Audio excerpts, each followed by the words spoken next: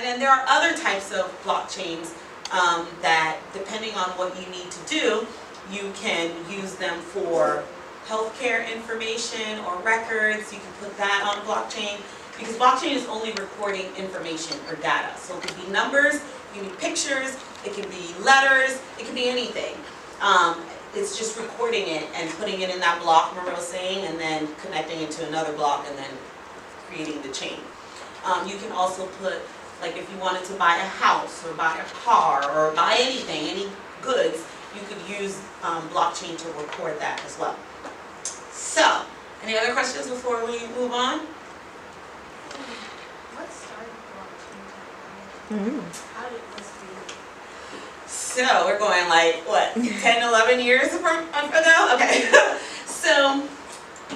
So many of you might have been really, really young, but back in 2007, 2008, there was what we call a crash, a real estate or financial crash, because there were a lot of things that the banks were doing that they weren't supposed to be doing, and so people started losing their homes, and people weren't able to pay their bills, people lost jobs. A lot of things happened around that time.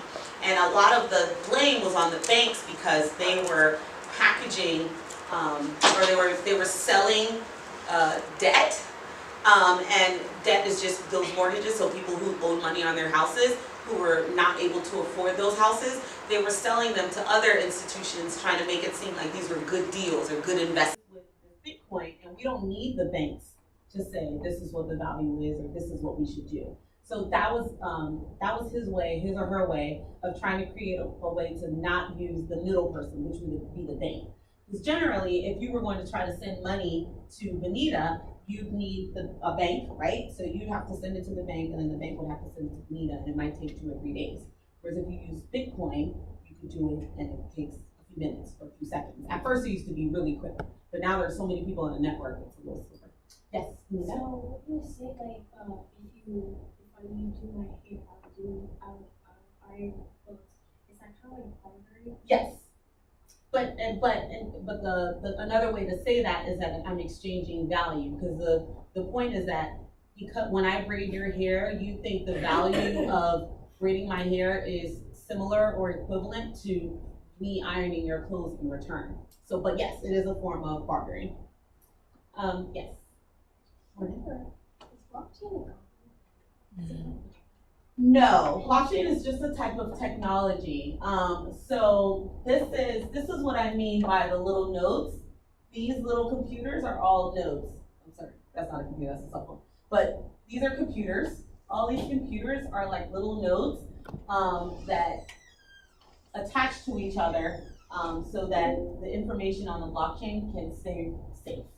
So like I said, if we cut off this computer, the rest of this will continue working. It doesn't need this one to continue on. But blockchain is not a company. There are people who say they have blockchain companies, but that just means that they're using the technology to create something that they're eventually going to sell. Okay.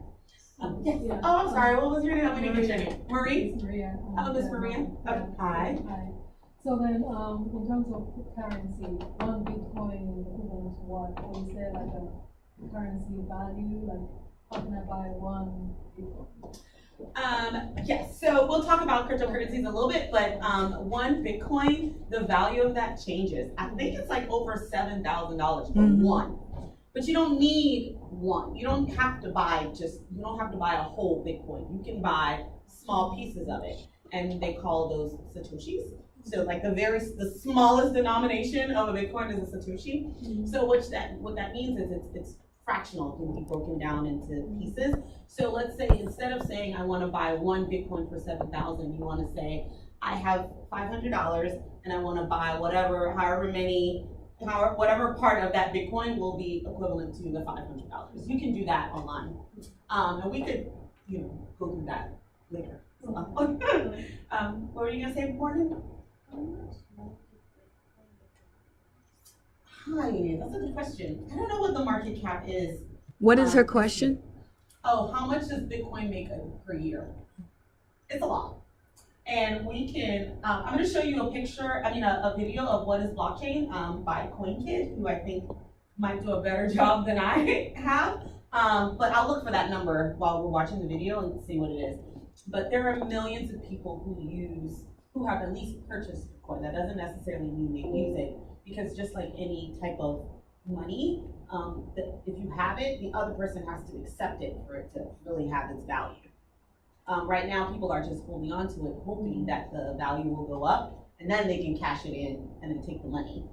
But you don't have to use it just for money purposes. You can use it to buy things, like I said earlier, or you can use it to give it as a gift or transfer it to someone because they did something for you or something like that. Yes. No, so like different countries, if you live in different countries, so are you finding like it's easier, for example, for people in other countries to buy things and avoid all the banking, just use Bitcoin? Well, yes, that's all one of the benefits of using Bitcoin is that so long as you have Wi-Fi, right, and you have a smartphone, you can transfer it. Yeah. And right now, before there was a lot of cybersecurity issues around it, and I know that Olivia can talk to you all about that, but there are digital wallets or cryptocurrency wallets.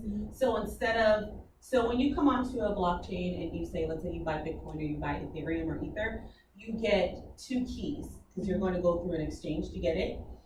You get a private key and a public key. The private key is yours. You have to keep it to yourself. If someone takes it, they can take whatever you bought. So the public key is what you send out to people to exchange with them or transfer value with them. So right now there are wallets like the Jax wallet or the Edge wallet.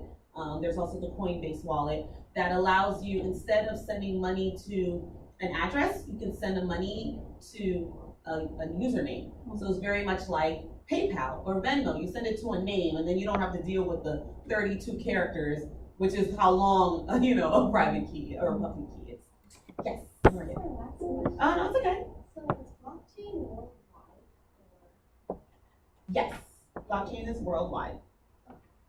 Because it's open source, which is something I didn't mention earlier, and open source just means that anyone can access it.